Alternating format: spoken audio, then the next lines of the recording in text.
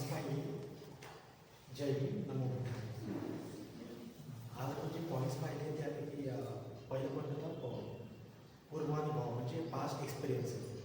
मागे आपण म्हणजे मागच्या आयुष्यात जे आपण अनुभव घेतले, चांगले असो वाईट असो, त्याचं चिंतन करायचं आणि त्याचं काहीतरी शिकायचं का, काही काही म्हणजे बोध घ्यायचा, जे आपण कुठे चुकलो, काय चूक झाली आणि त्यात आपल्याला काय शिकायला मिळालं, हे असं आपण पास्ट एक्सपिरियन्सबरोबर त्याचं चिंतन करू शकतो. नेक्स्ट मग होता आपलं साहस, करेज. म्हणजे स्वतः म्हणजे जे आपल्याला चुका झाल्या मागच्या काळात, त्या चुका पुन्हा रिपीट होऊ नये, परत होऊ नये, त्याच्याकरता प्रयत्न करणं आणि तसं स्वतःमध्ये चेंजेस आणणं, बदल करणं, हे साहस, करेज. तिसरं आपण बघितलं होतं श्रद्धाबल किंवा फेथ. म्हणजे स्वतःला आपल्याला श्रद्धा हवी की मी हे करू शकतो, मला हे शक्य आहे, मला हे जमू शकतं आणि मी हे करणार, मी हे काम करीन.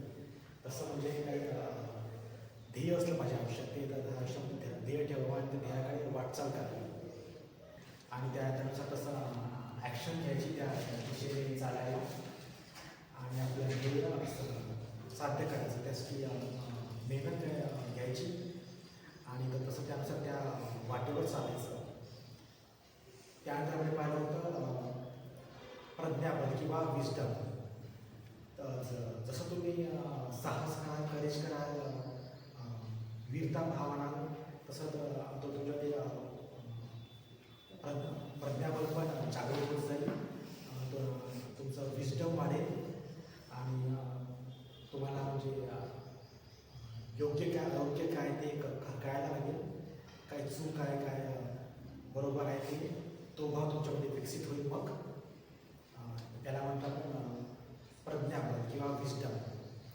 आणि शेवटचं आपण पाहिलं होतं सक्सेस, म्हणजे सफलता किंवा विजय. जर आपण आपल्यामध्ये हे भाव जर केले डेव्हलप, प्रज्ञाबल जर केली गेलं डेव्हलप आणि आधीचे जे भाव पाहिजे ते सर्व भाव आपण जर डेव्हलप केले सर्वांमध्ये, तर आपण विजयाकडे वाटचाल करू शकतो आणि आपण आपले ध्येय साध्य करू शकतो आणि आपण सक्सेसफुल होऊ शकतो. आपण नक्कीच एक दिवशी आपण विजयी होऊ. जय हिंद, नमो बुद्धाय. माझं नाव अहिंसक आहे. आपल्याला दृष्ट प्रवृत्तीबद्दल सांगितलं आहे, आपल्याला ज्ञान दिलं आहे. त्याचा पहिला पॉईंट होता पूर्वानुभव. माणूस हा आपल्या अनुभवातूनच घडतो असं भगवान बुद्ध आपल्याला सांगतात. आपले अनुभव काही वाईट असू शकतात, काही चांगले असू शकतात. चांगले अनुभव आपल्याला अजून अंगीकारायचे आहे, पण आपले जे वाईट अनुभव आहेत ते आपल्याला आपल्या प्रेझेंटमध्ये सोडून द्यायचे. आपल्याला माहीत असते की आपले अनुभव कसे आहे, आपले मित्र आपल्याला माहीत असते कसे, आपल्या पास्टमध्ये आपल्या संग ते राहते आहे, आपल्या संग आता पण राहत आहे. आपल्याला माहीत आहे की चांगले काय वाईट काय, आपल्याला ते अंगीकारायचं आहे. तेच आपले अनुभव आहे, ते आपण दुसऱ्याला सांगतो. त्यानंतर म्हणजे साहस, करेज. कोणती गोष्ट आपल्याला साहसाने करायचं आहे. बाबासाहेबांनी सर आपल्याला संविधान दिलं, आपल्या धर्माला इतका बेडा नष्ट करून त्यांनी आपल्याला स्वातंत्र्य केलं, अशा गुलामगिरीतून. ते त्यांनी साहसने केलं. साहस आपल्याला आपल्या जीवनात आवश्यक आहे. ते आपल्याला बाबासाहेबांकडून आपण एक गोष्ट शिकल्या पाहिजे. खूप काही शिकण्यात आहे, पण जे मंत्रीने सांगितलं त्या छोट्या छोट्या गोष्टीतून आपण खूप काही शिकू शकतो. साहस नंतर श्रद्धाबळ. स्वतः विश्वास नसता तर बाबासाहेब हे आज इतके मोठे माणूस बनले नसते, जगाचे बाप माणूस झाले नसते. त्यांना स्वतः विश्वास होता की ते करून दाखवलं. त्यांनी लहानपणी पण त्यांच्या वडिलांशी चॅलेंज केलं होतं की मी हे सगळं आपल्या समाजाच्या ज्या पेढा आहे पूर्ण गुलामगिरी नष्ट करेन, पण त्यांनी ते करून पण दाखवलं. ते त्यांच्यामुळे साहस होतं त्यांना आणि एक जिद्द होती की समाजासाठी काहीतरी आपण केल्या पाहिजे. त्यांना असा विश्वास होता, श्रद्धा होती त्यांच्या स्वतःवर मी करून दाखवेन. त्यांनी त्यांना जर विश्वास स्वतःवर नसता तर ते असं करू शकले नसते ना. आपण पण इतकं आता कम्फर्टेबली बसू शकलो नसतो, आपले विचार दुसऱ्यांना प्रकट करू शकलो नसतो. आपण पण आज गुलामगिरीतच राहिलो असतो जर कोणी वाटत तरी कोणी आलं असतं देव माणूस की आडवा की आपण असं घडलो नसतो. त्यानंतर कोणतेही काम आपण करतो तर त्याला जिंकण्यासाठी करा, म्हणजे आपण त्याच्यात विजय प्राप्त करू शकू असं कार्य करा. नुसतं प्रयत्न केल्याने नाही चालणार आहे. तुम्ही त्या वीर्यता ठेवा तुमच्या कामात की तुम्ही प्राप्त करू शकाल, त्याच्यात तुम्ही विजय मिळू शकता. त्याला इंग्रजीतून म्हटलं आहे, म्हणजे त्यांना इंग्रजीमध्ये ट्रान्सफर करून टाकलं आहे वीरताभाव. त्यानंतर प्रज्ञाबळ म्हणजे सांगितलं आपल्याला की चूक आणि वाईटची ओळख म्हणजे प्रज्ञाबळ असं त्यांनी सांगितलं आहे. आपल्याला माहीत राहते चूक काय वाईट काय. आपल्या धर्मातल्या लोकांना पण माहीत होतं की आपल्यासमोर खूप वाईट होत आहे, आपल्याला इतकं छेडखानी करत आहे, म्हणजे आपण त्यानंतरच आपल्याला सफलता प्राप्त होऊ शकते. जसे बाबासाहेबांनी इतके मोठे मॉडेल बनवून गेले, ते सगळं यांनी अंगीकारलं आहे. साहस, त्यांचा पूर्वानुभव, हे सगळं त्यांनी स्वतःमध्ये तेच त्यांचंच फळ आपण आज इथे बसतो आहे. त्यांच्यामुळेच आपण इथे आज आहोत. आणि बरेचसे लोक पण आज इथे आपल्याला त्यांच्यामुळेच सांगत आहे सगळं. बस गोष्ट कोणा भगवद्गीतेने स्वतः सांगितलं की माझ्यावर तुम्ही विश्वास नको ठेवा.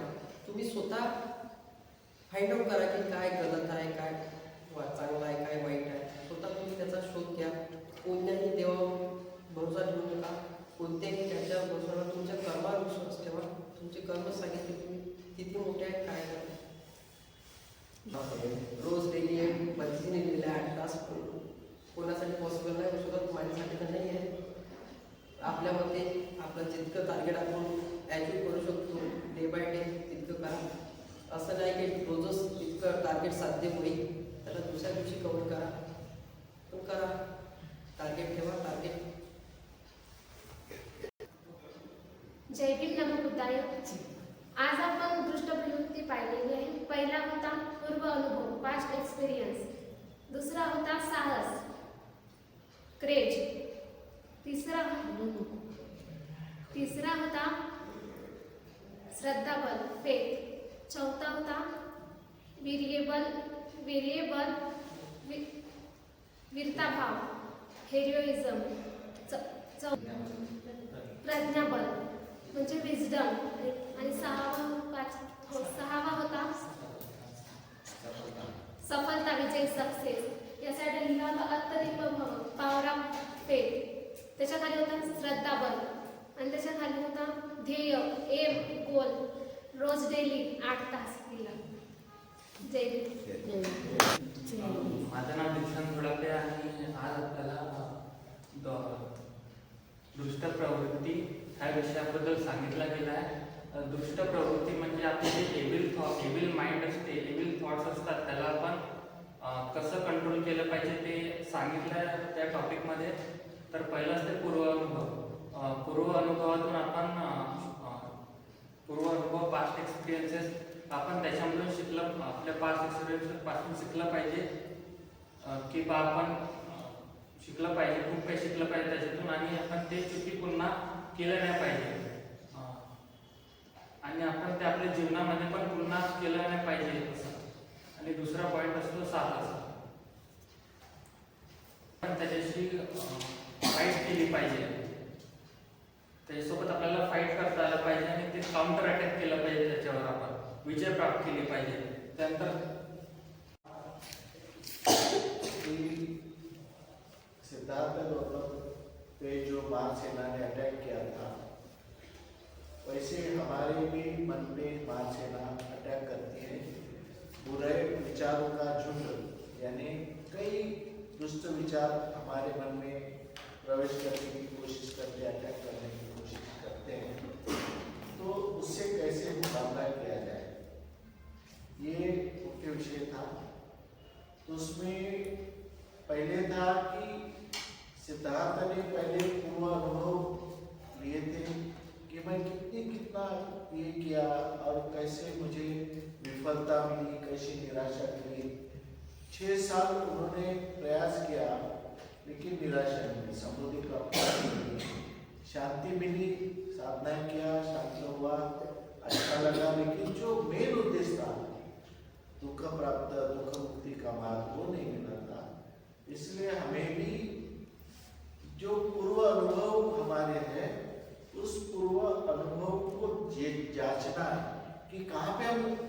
सक्सेस हुए, कहाँ पे अनसक्सेस हुए, कहाँ पे हमारी कमजोरी थी और क्यों हम आगे नहीं बढ़ सके, क्यों हम कहीं ना कहीं पीछे रह गए।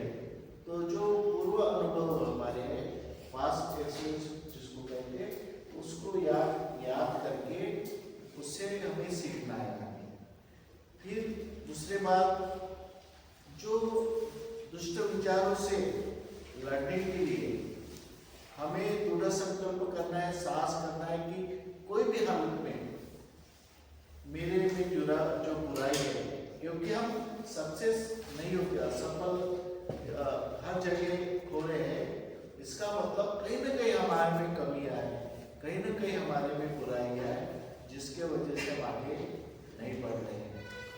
तो उसको साहस के साथ मुकाबला करना है, करेज के साथ में एक, तो वो साहस मन में निर्माण होने को होना। तीसरा जो श्रद्धाबल जिसको कहते हैं कि पावर ऑफ फेथ, इसको कहेंगे कि श्रद्धाबल जब तक तुम्हारे मन में एक किसी विषय के बारे में श्रद्धा निर्माण हो कि मुझे ये बनना ही है, ये करना ही है। जैसे बाबा साहब के मन में श्रद्धा थी कि मुझे समाज को गुलामी से मुक्त करना है, उन्होंने श्रद्धा की उसके ऊपर, उन्होंने एक अपना एम रखा। वैसा हम भी जब तक हमारे मन में श्रद्धाबल निर्माण नहीं होता, हम एम को तैयार नहीं करते, तब तक बुरे विचार परेशान करते रहेंगे। बुरे विचारों को नष्ट करने के लिए हमें अच्छे विचारों में श्रद्धा रखना चाहिए। जैसे सब पापस्य कुशल सुख संपदा, यानी तुम्हारे जो पापमय विचार है उसको नष्ट करने के लिए कुशल सुख संपदा, यानी अच्छे विचारों को मन में लाना, जगह देना जरूरी है। जितने अच्छे विचार निर्माण होंगे तो बुरे विचार अपने आप हटेंगे। बुरे विचार जब तक तुम्हारे मन में है तब तक तुम सफल नहीं होगे। तो बुरे विचार को, दुष्ट विचार को नष्ट करने के लिए अच्छे विचारों को जगह देना पड़ेगा मन में, उसको एस्टेब्लिश करना पड़ेगा, स्थापन करना पड़ेगा मन में। उसी प्रकार हमारे एम जो होता है, एम के प्रति श्रद्धा होना। बहुत से लोग पढ़ते हैं लेकिन एम नहीं रहता, एम रहता है लेकिन एम के प्रति श्रद्धा नहीं होता, वो मन भटकते रहता है, ये करूँ वो करूँ, ऐसा करूँ वैसा करूँ, भटकते रहते। मैंने देखा एक दो लड़के लाइब्रेरी में आते थे, आज भी वो लाइब्रेरी में नहीं है, 7 साल हो गए, 10 साल हो गए, वो लाइब्रेरी में पढ़ रहे, कोई एम उसका पूरा नहीं हो, क्योंकि ये इधर पढ़ना थोड़ा सा, उधर पढ़ना, देह के प्रति श्रद्धा नहीं। पिताजी देहातों से पैसे भेजते हैं, या लाइब्रेरी में मैं पढ़ रहा हूँ, अभ्यास कर रहा हूँ, पिताजी के भरोसे जीवन। तो श्रद्धा होना चाहिए, श्रद्धा पर। उसके बाद में मैंने क्या बोला, वीर्यबल होना चाहिए, साहस, पराक्रम, कोई भी हालत में मेहनत करने की ताकत होना चाहिए, परिश्रम करने की ताकत होना चाहिए। ध्येय के प्रति पूरा श्रद्धा, ध्येय में परिश्रम करने की ताकत। मुझे ठंडी भी लगती है तो ठंडी पे जागरण करने की, ठंडी से भी मुकाबला करने की ताकत होना चाहिए। वो वेरिएबल अपने आप अंदर से आता है। जब तुम्हारे एक मन में ध्येय प्रतीत होता है, ध्येय सामने दिखता है, तो आदमी ध्येय देखते देखते चलते रहता है, प्रेरणा मिलती है अंदर से, वेरिएबल निर्माण होता है। तो वेरिएबल होना चाहिए। उसके बाद में कौन सा, प्रज्ञा। तो हमारे में प्रज्ञा होना चाहिए, सही क्या है गलत क्या है, कौन हमें कैसा मार्गदर्शन दे रहा है, कोई गलत कैसे बता रहा है, तो उसमें से सही चुनना है। गलत तो बहुत सारा हमारे सामने गलत रखा है, उनमें से प्रज्ञाबल से सही चुनना है, और सही चुन करके अपने ध्येय को पूरा करके अपने को जीवन में सफलता प्राप्त करना है। अत्यधिक भव, जब तक तुम्हारे मन में प्रकाशमान, तुम्हारे मन में ज्ञान का प्रकाश निर्माण दूसरे के ज्ञान के प्रकाश से तुम आगे नहीं बढ़ सकते। दूसरे के टार्च से भरोसे अंधेरे में चलेंगे। जिसके हाथ में टार्च है वो दूसरे रास्ते से लेके गया तो उसके पीछे आपको जाना पड़ेगा, क्योंकि टार्च दूसरे के हाथ में है, आप उसके पीछे जाओ। लेकिन स्वयं के हाथ में अपना टार्च रहा तो स्वयं के मार्ग से को जाते हैं। तो मन का प्रकाश स्वयं के प्रकाश का जो होता है वो स्वयं के मन का अंधेरा दूर करता है। अज्ञान का अंधेरा दूर करके अपने मन में जब स्वयं प्रकाशित हो जाओगे कि नहीं यही सही है, मन में जब उजाला ज्ञान का निर्माण होता है तो सही दिखता है, पूरा जो क्लियरिटी आती है। उसके बाद में हमें एम को पूरा करने के लिए डेली रोज का एम फिक्स करना चाहिए। रोज क्या करना है, कितने बजे उठना है, क्या करना है, दोपहर को क्या करना है, कितने बजे भोजन करना है, कितने बजे आराम करना है, कैसे रात को कितने बजे जागना है, कैसा अभ्यास करना है, ये रोज के रोज फिक्स करना है। और रोज का जो एम है रोज पूरा करना है। तुम पेंडिंग रखोगे तो फिर पेंडिंग होते जाएगा, तो फिर वो आगे बढ़ने से इस तरह से जो मुख्य विषय था कि दुष्ट प्रवृत्ति को जो विजय प्राप्त करके हम सफल कैसे बन सकते हैं, ये मुख्य विषय था। और सफलता का ये मार्ग है, सही मार्ग है कि हमें पहले पूरे विचार को हटाना पड़ेगा और मन को अत्यधिक भाव होना पड़ेगा। अध्ययन डिटेल था, वो राइटर ने जितना लिखा उससे बढ़कर वो चिंतन करते और वो सब किताब में संदर्भ देखते कि ये किताब में क्या राइटर ने दिया, ये किताब में राइटर ने क्या दिया और मेरा जवाब क्या है। सबका मिला करके एक जवाब देते थे। तो ऐसे उनके मन में कई प्रश्न थे और उनके अध्ययन करने की ये पद्धति। तुम्हारे मन में प्रश्न जब तक निर्माण नहीं होता है तब तक तुम सही में अध्ययन नहीं कर सकते।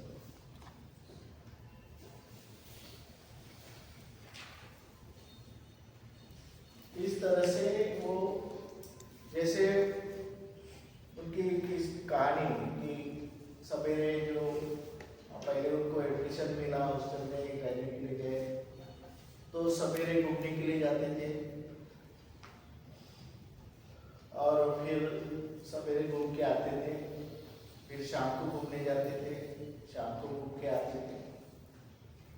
एक रात थी, पूर्णिमा की रात थी। उस दिन उन्होंने अपने मन को प्रश्न पूछा कि मैं यहाँ पे क्यों आया, मेरी जवाबदारी क्या है, समाज के बारे में मेरी जवाबदारी क्या है, परिवार के बारे में जवाबदारी क्या है, मैं क्या कर रहा हूँ, मैं यहाँ किस लिए आया हूँ और मैं यहाँ पे क्या कर रहा हूँ, मैं ढूंढ रहा हूँ। मेरी जवाबदारी क्या थी, समाज पीड़ित है, समाज गुलाम है, समाज को इंसान जैसा बर्ताव नहीं मिल रहा है, इंसान जैसा सम्मान नहीं मिल रहा, समाज प्राणी जैसा जी रहा है, जानवर जैसा। उनके लिए मुझे कुछ करना है। इसलिए उन्होंने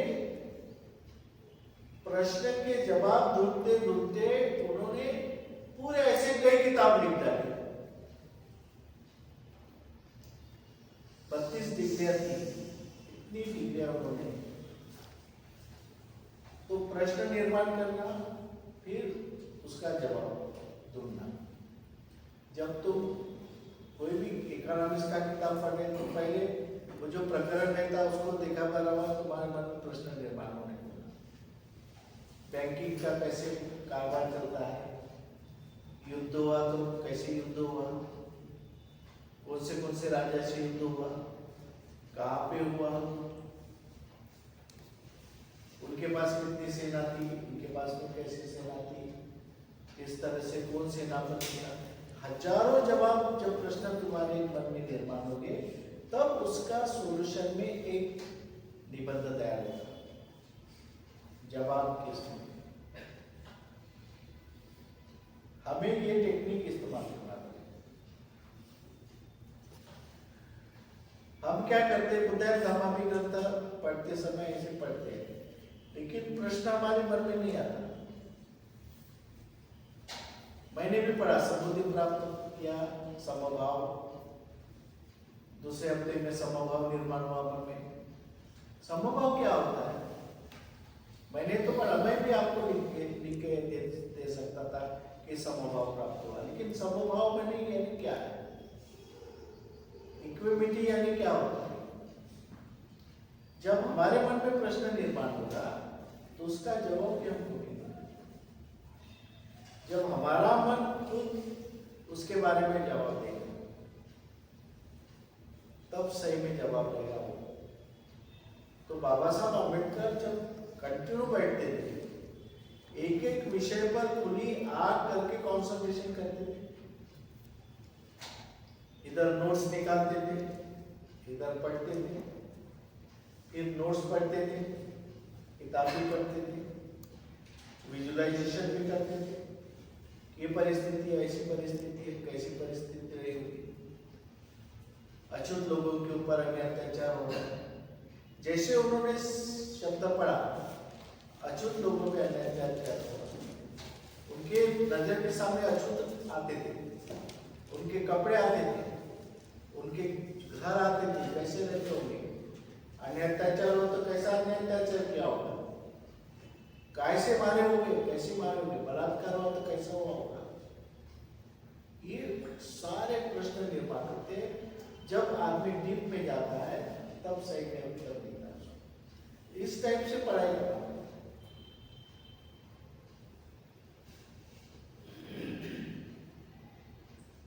तो बाबा साहब की वो टेक्निक, बाबा साहब कहते हैं कि मेरे नोट्स मैंने उसको संभाल के रखा, बहुत दिन तक संभाल के रखा।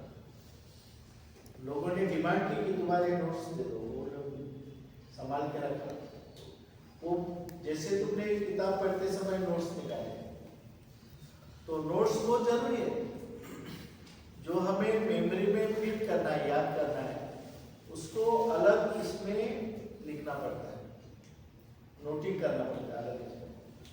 और जब समय आता तो पूरा किताब हम नहीं पढ़ सकते, नोट्स पढ़ दिए, पढ़े हमने तो भी पूरा किताब पढ़े जैसा होता है, क्योंकि नोट्स हमने खुद ने बनाए। जो बड़े बड़े कलेक्टर हैं, यूपीएससी वाले जो आते हैं, वो पूरा पेपर नहीं पढ़ते, तो लेटर भी वो देखते उसका सब्जेक्ट क्या है, सब्जेक्ट के अंदर क्या मटेरियल होगा, थोड़ा ऊपर से देखे तो उनको पूरे मटेरियल समझ में आते, पूरा पढ़ते नहीं बैठते हैं। ये ठीक है, इतना तेज बुद्धि रहती है। तो हमें भी ऐसे नोट्स निकालना आना चाहिए, प्रश्न निर्माण करना आना चाहिए। वो भी एक कला है, नोट्स निकालने की कला, निकालने की कला है, और पढ़ाई करने की भी कला है।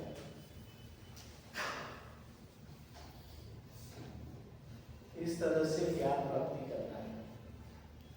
हर समस्या का सोल्यूशन तुम्हें निकालना है, या फिर कोई तुम्हारे से विद्वान होगा, उसको पूछते हैं जैसे तुम्हारी बीमारी हो गई, तो फिर तुम डॉक्टर के पास में जाओगे, डॉक्टर उसका डायग्नोसिस करेगा, इसका कारण क्या है, टेम्परेचर है, बुखार है, तो काय का बुखार है, उनकी जांच करेगा, मलेरिया है, टाइफाइड है, क्या है, कैसे, उसका निदान करेगा, उसके बाद में फिर वो ट्रीटमेंट करेगा, गोली देगा, उपचार करेगा, तब आपकी बीमारी ग्रस्त हो सकती है। हमें भी गोली लाने के बाद में हमें भी उसने जैसा बताया वैसा करना पड़ेगा। सवेरे शाम गोली लेना है तो सवेरे शाम ही लेना पड़ेगा, दोपहर के लिए दोपहर को लेना है तो दोपहर को लेना पड़ेगा। जैसी ट्रीटमेंट बताती वैसे हमें भी करना है। तो सबसे बड़ा टारगेट जो है हमारा, कि हमारे इसी पृथ्वी पर, इसी जन्म में जैसे जैसे तुम समस्या से मुक्त हो जाएंगे, वैसे वैसे तुम सुखी होगे। समस्या तो शुरुआत से आखिरी तक रहेगा। तो हमारा काम है, जैसे समस्या निर्माण होती है तुरंत उस समस्या का निराकरण करें, फिर दूसरी समस्या तो उसका निराकरण करें, समस्या का निराकरण करते करते सुख प्राप्त करना है। समस्या का निराकरण करना ही यानी सुखी होना है। तुम समस्या वैसे ही रखोगे और बोलेंगे कि कितना भी मैं सुखी रहूंगा, मौज मस्ती करूंगा, खेलूंगा, वो नहीं होता।